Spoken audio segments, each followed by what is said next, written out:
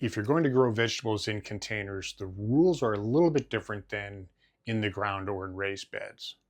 So let's make sure you start this right because containers depend on the gardener much more than raised beds. First of all, if you're growing in a container, use potting mix, not potting soil, potting mix. Don't use soil from your garden. Don't use straight compost. The reason is garden soil is way too heavy. It'll trap water and it'll suffocate the roots. Potting mix is lighter, drains great, and is designed for containers. I would say you need to expect to water more. Why is that? Because a container is a self-contained ecosystem, okay? Water goes in, it drains out, it has the sun beating on it, it has wind, and all it has is what is in the container. Your raised bed has access to moisture that goes down into the ground.